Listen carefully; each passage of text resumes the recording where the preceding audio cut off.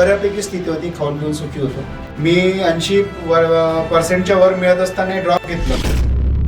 गावात कोणी मार्गदर्शन करणारं नव्हतं आणि इंजिनिअरिंग करत असताना बरेचशे अडचणी आहे. कारण आमचा जो व्यवसाय होता तो व्यवसाय कालांतराने कमी कमी होत जाऊन 1995 पर्यंत तो बंद झालेला होता. मी ठरवलं की नोकरीचा विचार न करता काहीतरी व्यवसाय करायचा.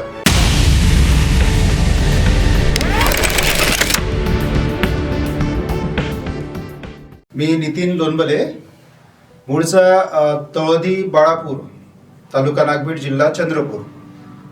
माझं 10वी पर्यंतचं शिक्षण तळोदी या गावातच झालं. माझे घरी आई वडील, 2 बहिणी आणि 1 भाऊ. मी सर्वात मोठा. घरी वडिलांचं शेती आणि भाजीपाल्याचा थोक व्यापार होता. बऱ्यापैकी स्थिती होती, खाऊन पिऊन सुखी होतो. 10वीचं तसं मी थोडं घरच्या परिस्थितीनुसार हुशार होतो. 10वी नंतरच 10वीत मी सेंटर फर्स्ट आलो आणि पुढे काय करायचं असं ठरवायचं होतं.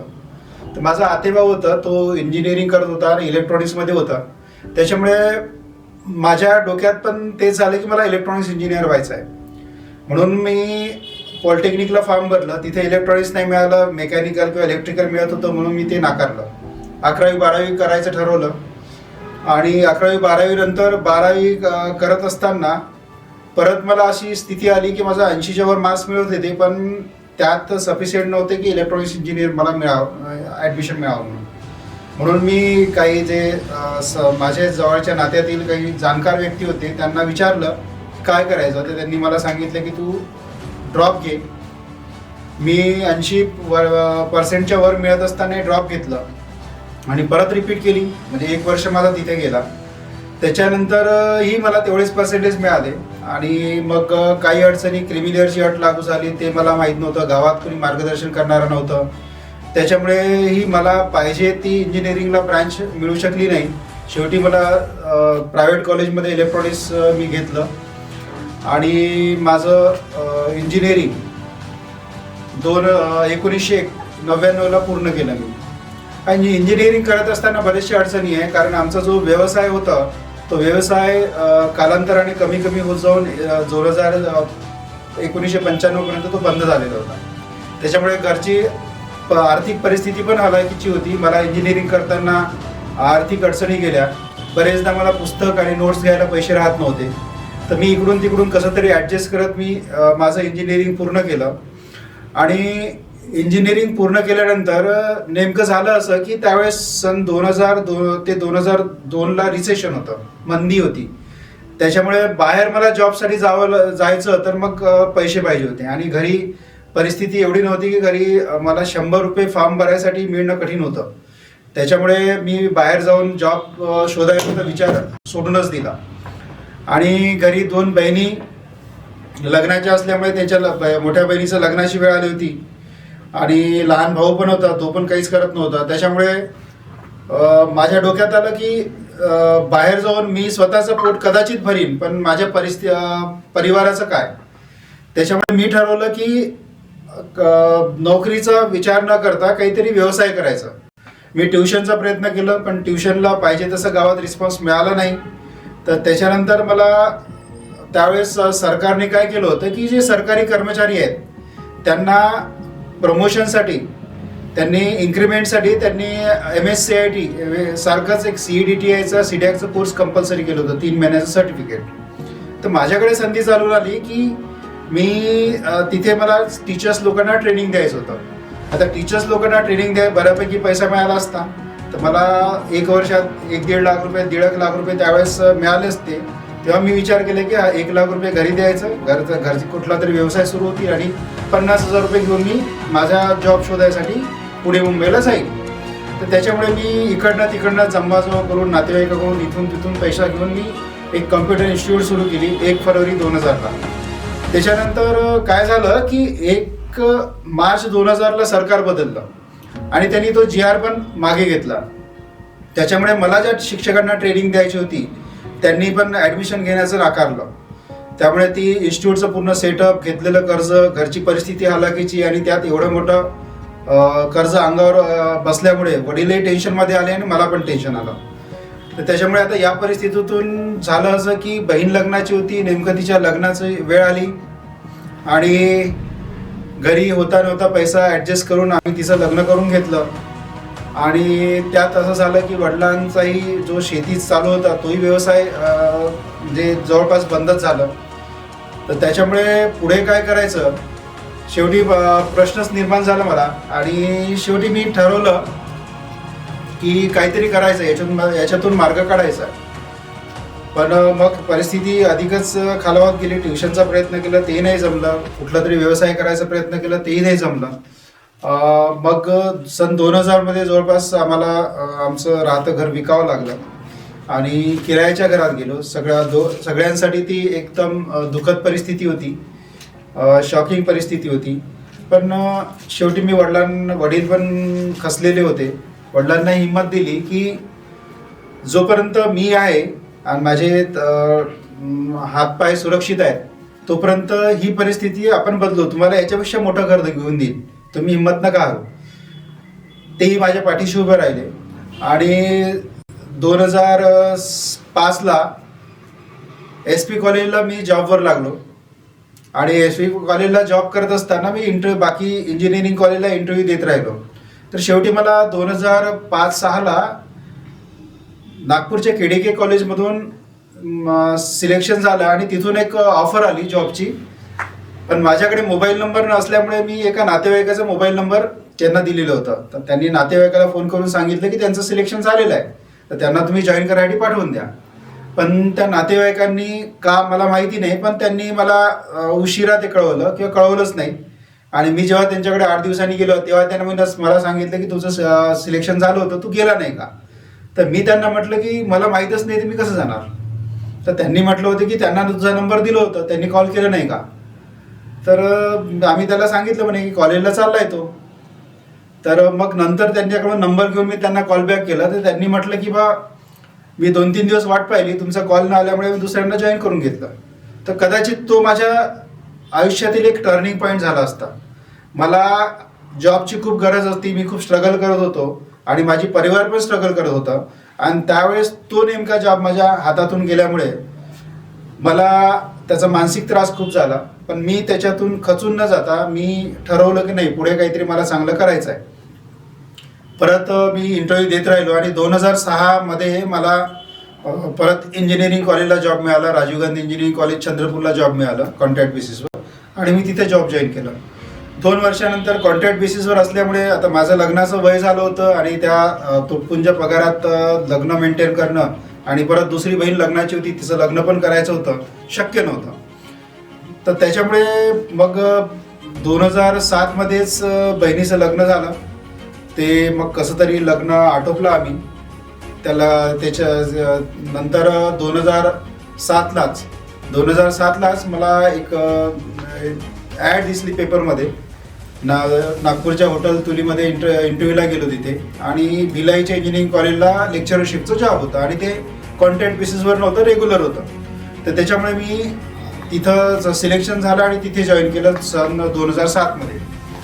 तिथे चालू झालं. 2008ला माझं जवळपास 2009ला लग्न झालं आणि 2009ला लग्न झाल्यानंतर मी तिथे जॉईन झालो. म्हणजे पगार फार जास्त नव्हता, पण त्या तुटपुंज्या पगारात आपल्याला ॲडजस्ट करायचं होतं आणि पुढे पण जायचं होतं. त्याच्यामुळे मग 2010लाच माझी इच्छा होती की वडिलांना त्यांचं घर परत द्यायचं आहे. त्याच्यामुळे 2010ला मी लोन घेऊन वडिलांना त्यांचं स्वतःचं घर घेऊन दिलं आणि ते स्वतःच्या घरात राहायला गेले. माझी एक इच्छा होती, ती इच्छा पूर्ण झाली. आणि मला खरंच माझ्या पत्नीचं खूप धन्यवाद द्यावं असं वाटतं की तिने मला इन्स्पायर केलं होतं की तुम्ही वडिलांना त्यांचं स्वतःचं घर घेऊन द्या. आणि मी रिस्क घेऊन माझ्या पगार 14,000 असताना मी 7,000च्या EMIचं घर त्यांना घेऊन दिलं आणि 7,000त आम्ही आमचा परिवार ॲडजस्ट करत होतो. त्याच्यानंतर हे करत असताना 2010मध्ये आमच्या घरी एक मुलगा आला. 2011मध्ये मला जॉबचे प्रॉब्लेम यायला लागले, ॲडमिशन्सचे इश्यूज होते. त्याच्यामुळे 2011मध्ये जॉबचे प्रॉब्लेम थोडं इन्स्टिट्यूटमध्ये त्रास व्हायला लागला. त्याच्यामुळे 2011मध्ये मी डिसेंबर 2011मध्ये माझा जॉब स्विच केला. भिलाईवरून मी बैतूलला आलो. बैतूल MP मध्ये. तिथे मी जॉब जॉईन केला आणि तिथं बऱ्यापैकी माझा जवळपास जॉब चालू होतं. पण 7 वर्षात मला थोडा मानसिक त्रास होत होता. काय झालं की 7 वर्षात माझं सॅलरी इन्क्रीमेंट होत नव्हतं तिथे आणि मला पाहिजे तसं कॉलेज ते नव्हतंच आणि मला नागपूरला स्विच होता. पण नागपूरला स्विच होताना त्रास होत होता कारण माझं इलेक्ट्रॉनिक्स होतं आणि इलेक्ट्रॉनिक्समध्ये जे ॲडमिशन्स मिळणं, कॉलेजेसला ॲडमिशन मिळणं कठीण झालं होतं. त्याच्यामुळे नागपूरला पण स्विच करणं शक्य नव्हतं. मी तिथे बैतूलला फसल्यासारखं झालं होतं कारण मिसेसलाही काही करता येत नव्हतं आणि मलाही पुढे काही करता येत नव्हतं. त्यातल्या त्यात 2016मध्ये बाबांना कॅन्सर झालं आणि 2016मध्ये बाबांना कॅन्सर झाल्यामुळे त्यांची ट्रीटमेंट बाकी सगळ्या गोष्टी मॅनेज करता करता मला खूप त्रास झाला. आर्थिक बाकीच्या गोष्टीमुळे त्रास झाला. 2018मध्ये मग मला तिथून कॉलेजमधून प्रेशर यायचं की तुम्हाला जॉब सोडावं लागेल, तुमच्या पगारात आम्हाला 10 लोक मिळतात, तुम्हाला ठेवून आम्ही काय करू, तुमचं पगार देणं शक्य नाही, असे गोष्टी बोलल्या जात होत्या. त्याच्यामुळे मला लक्षात आलं की हा जॉब फार दिवस नाही आहे, त्याच्यामुळे मला लवकर स्विच करावं लागेल, काहीतरी अल्टरनेटिव्ह इन्कम सोर्स पाहिजे. तर त्याच्यामुळे काही ठिकाणी मी इन्व्हेस्टमेंट केलं. पण नेमकं आणि इन्व्हेस्टमेंट केलं आणि मी कुठला तरी व्यवसाय सुरू करायसाठी जॉब सोडला आणि जॉब सोडला आणि नेमकं जो इन्व्हेस्टमेंट केलं होतं त्याच्यातून काही इन्कम येत होतं. पण नेमकं जॉब सोडणं आणि ते इन्कम बंद होणं दोन्ही एका वेळेस गोष्टी झाल्या. मी होता नव्हता जो पैसा त्याच्यामध्ये लावला होता तो पण माझा गेला. काय करावं पुढे कळत नव्हतं. शेवटी एक मित्र मिळाले, ते ॲग्रिकल्चरमध्ये सायंटिस्ट होते. मग त्यांच्यासोबत राहून आम्ही वरुडला संत्र्याच्या बागेवर उपचार म्हणजे त्यांचं ट्रीटमेंट आणि ट्रेनिंग ह्या दोन्ही गोष्टी सुरू केल्या वरुडला. तर सुरुवातीला त्रास झाला पण नंतरच आम्हाला शेतकऱ्यांना जेव्हा ट्रेनिंग द्यायला लागलो आणि त्यांना रिझल्ट द्यायला लागलो तेव्हा आम्हाला बऱ्यापैकी रिस्पॉन्स मिळायला लागला आणि तो एरिया खूप मोठा असल्यामुळे आमच्यासाठी एक प्रॉस्पेक्टिव्ह होतं खूप मोठा. पण हे करत असताना असं झालं की जस्ट नेमकं आम्हाला त्याचा फायदा मिळायला लागला होता आणि माझे पार्टनर आहे त्यांना हार्ट अटॅक आला, जे सायंटिस्ट होते. त्यांना हार्ट अटॅक आल्यामुळे त्याच्या ट्रीटमेंटमध्ये बराच वेळ गेला आणि आमचा जो रिदम आला होता तो परत बॅकला आला आणि त्याच्यानंतर त्यांनी परत ट्रीटमेंट घेऊन आम्ही परत सुरू केलं आणि ते बऱ्यापैकी चांगला रिस्पॉन्स शेतकऱ्यांकडून मिळायला लागला होता. आम्ही गोडाऊनमध्ये माल पण बोलवलं होतं आणि ते शेतकऱ्यांना सप्लाय करायचं होतं. जवळपास 15-20 लाखाचं माल होतं तिथे आणि ते शेतकऱ्यांना सप्लाय करायचं होतं. त्याच्यामुळे आमचे चांगले दिवस येतील असं आम्हाला वाटायला लागलं होतं. पण झालं असं की माझे पार्टनर जवळपास 15 मार्चच्या जवळपास ते नाशिकला, त्यांची फॅमिली होती, ते नाशिकला गेले, ते फॅमिलीला भेटून येतो म्हणून. आणि 22 मार्चला त्यावेळेस जानेवारीमध्येच चायनामध्ये कोरोना सुरू झालं होतं. पण आम्ही आमच्या कामात बिझी असल्यामुळे फार त्याच्याकडे लक्ष नव्हतं, फक्त माहीत होतं. आणि 22 मार्चला मोदीजींनी लॉकडाऊन, 1 दिवसाचं लॉकडाऊन डिक्लेअर केलं होतं. त्या दिवशी रविवार होतं आणि नेमकं जायचं नाही जायचं असा विचार करत करत शेवटची बस पकडली, नागपूरला आलो. गावाकडे चाललं जावं म्हणून. आणि नागपूरलाही शेवटची बस गडचिरोलीसाठी मिळाली कारण माझी फॅमिली गडचिरोलीला होती. आणि शेवटच्या बसने मी गडचिरोलीला पोहोचलो आणि मग दुसऱ्या दिवशी माहीत झालं की त्यांनी लॉकडाऊन वाढवलं. आता लॉकडाऊन वाढवल्यामुळे झालं असं की मला तिथे जाता नाही आलं कारण ते क्वारंटाईन वगैरेचे हे जे होते आणि एक क्वारंटाईन, मग फॅमिलीपासून दूर राहा, क्वारंटाईनमध्ये राहा, तिथं काळजी घेणारं कोणी नाही, तिथं तुमचं काय होईल, ह्या सगळ्या गोष्टी पाहिजे. गोडाऊनमध्ये माल पडून राहिलं आणि आम्ही ना पार्टनर माझे जाऊ शकले ना मी जाऊ शकलो तिथे आणि बराचसा माल तिथे तसाच राहिला आणि आमचा बराच मोठा लॉस झाला त्याच्यामध्ये. मग तिथून मग इन्कम सोर्स झिरो झालेलं होतं. परिवार कसं व्हायचं. आणि मी गडचिरोली माझी सासूरवाडी आणि मिसेस सासूरवाडीला राहत असल्यामुळे तिलाही इतरांचे बोलणं ऐकावं लागत होतं, त्याच्यामुळे तिलाही मानसिक त्रास होत होता. मग या परिस्थितीतून कसं जायचं, मग आम्ही मिसेस आणि मी मिळून आम्ही मास्क मेकिंगचं मॅन्युफॅक्चरिंग सुरू केलं. ती मास्क मॅन्युफॅक्चर करायची आणि मार्केटिंग करायचं. अशा प्रकारे जे मिळतं त्याच्यात आम्ही परिवार, मुलांचं शिक्षण हे चालवायचा प्रयत्न केला. त्याच्यानंतर मी सॅनिटायझर मशीन विकायचं काम केलं आणि जसं जमतील तसं ज्या पद्धतीने कुठल्या ना कुठल्याही इन्कम सोर्स तयार करायचं आणि परिवारात चालवायचं चालू होतं. कारण त्यावेळेस इंजिनिअरिंग कॉलेजेसमध्ये पण पगार मिळत नव्हते, त्याच्यामुळे इंजिनिअरिंग कॉलेजमध्ये पुढे जाणं शक्य नव्हतं. तर मी काही कॉलेजला इंटरव्ह्यू दिली होती, त्यावेळेस त्यांनी म्हटलं होतं की मला तुमचं क्वालिफिकेशन आणि एक्सपिरियन्स ह्या 2 गोष्टीच म्हणजे तुमच्या डिस्क्वालिफिकेशन आहे, कारण तेवढा पगार आम्ही देऊ शकत नाही. त्याच्यामुळे मला असं वाटलं की म्हणजे दिस इज इन्सल्ट, म्हणजे माझं एज्युकेशन आणि एक्सपिरियन्स याचा तो इन्सल्ट आहे. त्याच्यामुळे परत त्या फील्डमध्ये जायचं नाही, स्वतःचं काहीतरी करायचं ठरवलं आणि काहीतरी करण्याचा प्रयत्न करत राहिलो. शेवटी मला 2000 डिसेंबर 2021मध्ये माझं जो संपर्क प्रशांत गावतुरे, माझे जो खास मित्र आहे, त्यांचे भाऊ आहेत, त्यांचं पण जॉबच्या बाबतीत कुठेतरी असंच चाललं होतं. त्यांच्याशी भेट झाली आणि आमचे मित्र आहेत, त्यांनी MSCBला इंजिनियर होते, त्यांनी आम्हाला सजेस्ट केलं की तुम्ही सोलरचा बिझनेस सुरू करा, याच्यामध्ये प्रॉस्पेक्टिव्ह खूप आहे, तुम्ही चांगला बिझनेस जर केला तर तुम्हाला चांगलं रिस्पॉन्स मिळू शकते. त्याच्यामुळे आम्ही सन 2000 जानेवारी 2000मध्ये ओसाटेक वन स्टेप अहेड टेक्नॉलॉजीज ही कंपनी रजिस्टर्ड केली आणि त्या सोलरचं बिझनेस सुरू केलं. सोलरचं बिझनेस सुरू केल्यानंतर पहिला ऑर्डर मिळायसाठी आम्हाला 8 महिने लागले. जवळपास 8 महिन्यानंतर आम्हाला पहिला ऑर्डर मिळाला आणि पहिला ऑर्डर 8 महिन्यानंतर मिळाल्यानंतर तो 8 महिने जो स्ट्रगल होता, घरी 5,000 रुपये इन्कमही नेणं शक्य नव्हतं. मुलाची ॲडमिशन चांगल्या शाळेत घेतली होती, त्याची फीस करणं, परिवार चालवणं हे खूप अडचणीचं काम होतं. कसं तरी ते मॅनेज करून नेलं. त्या काळात माझ्या पत्नीनेही मला खूप साथ दिली, म्हणजे तिचं कधी कधी मानसिक त्रास व्हायचा तिला, पण तिने पण मला समजून घेतलं आणि एकमेकांना सांभाळून आम्ही जवळपास तो 8 महिन्याचा काळ काढला.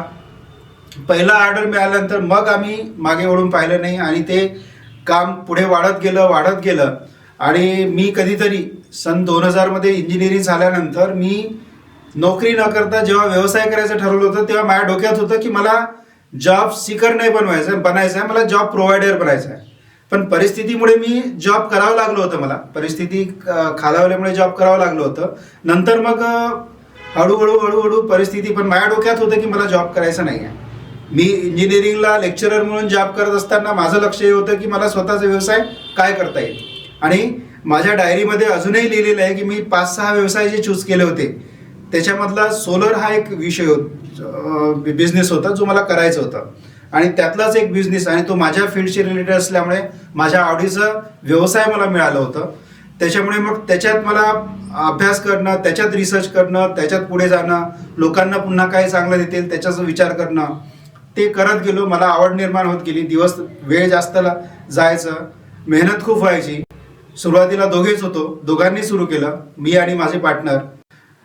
तर अशा प्रकारे आम्ही व्यवसाय सुरू केला. शेवटी एक एम्प्लॉई झाला, 2 एम्प्लॉई झाले. अशा प्रकारे आज वाढत आम्ही 2 वर्षात जवळपास आमचा 5 ते 10 करोडच्या मध्ये टर्नओव्हर आहे आमचं आणि आमच्याकडे 18 ते 20 लोक कामाला आहेत. म्हणजे त्यावेळेस मी जॉब सीकर होतो आणि आज जॉब प्रोव्हायडर झालो आणि माझं स्वप्न होतं की माझं स्वतःचं ऑफिस असायला पाहिजे. सन 2000मध्ये बघितलं होतं आणि माझ्या ऑफिसमध्ये मी 4-5 लोकांना तरी मी काम द्यायला पाहिजे. तेच स्वप्न मी पूर्ण झालं. त्याच्यामुळे मला खूप समाधान आहे. मला तर स्ट्रगल खूप आहे, त्रास होतो. वयाच्या 45व्या वर्षी नोकरी सोडून व्यवसाय सुरू करणं साधी गोष्ट नव्हती, कारण मित्रपरिवारातून आणि नातेवाईकातून मला विरोध होता, तू हे का करतोयस. पण माझ्यासमोर होतं उदाहरण होतं की KFC जो एक 65व्या वर्षी त्याचा बिझनेस सक्सेस झाला होता. ज्या बोमन इराणी त्यांनी 50व्या वर्षी आपला हे चेंज केलं होतं, करिअर फील्ड चेंज केली होती आणि ते एक सक्सेसफुल ॲक्टर बनले. तर माझ्याकडे असे काही एक्झाम्पल होते की जे मला माझ्यासाठी एक प्रेरणा होती आणि मी विचार केला की 45 वर्ष ठीक आहे, 45 वर्ष आहे, पण माझ्याकडे स्किल आहे, मी फ्युचरला अँटिसिपेट करू शकतो. मला जर योग्य लिंक मिळाली आणि मी जर प्रॉपरली प्रयत्न केला तर आयुष्यात सक्सेसफुल होणं काही मोठी गोष्ट नाही आहे. मिसेस नेहमी म्हणायची मला की आम्ही जेव्हा जेवण केल्यानंतर फिरायला कधी जायचं तर ती नेहमी म्हणायची की मला खूप टेन्शन येते आर्थिक अडचणीचा, आर्थिक चणचणीचा. लोक म्हणतात, लोक बोलतात, तुम्हाला कधी टेन्शन येत नाही का. तर मी त्याला म्हणायचं, टेन्शन घेतल्याने जर प्रॉब्लेम सॉल्व्ह होत असतील तर मी पूर्ण टेन्शन घेऊन घेतो. मग ती हसायची आणि मी विचार केला टेन्शन नाही करायचं. प्रॉब्लेम येतो, प्रॉब्लेम आला की त्याला प्रॉब्लेमला डिफाईन करायचं, त्याच्या सोल्युशनच्या मागे लागायचं. आणि पद्धतीने मी चालत राहिलो आणि शेवटी मला माझ्या आवडीचा व्यवसाय मिळाला आणि त्यात मी आवडीने काम केलं आणि आवडीने काम करून मी लोकांच्या संपर्कात राहून लोकांसोबत रिलेशन वाढवले. मला एन्जॉय करतो मी माझं बिझनेस एन्जॉय करतो. मी बिझनेस पैशासाठी न करता मी काम चांगलं करण्याचा प्रयत्न करतो आणि काम चांगलं केल्यामुळे माझा बिझनेस आपोआप वाढतोय.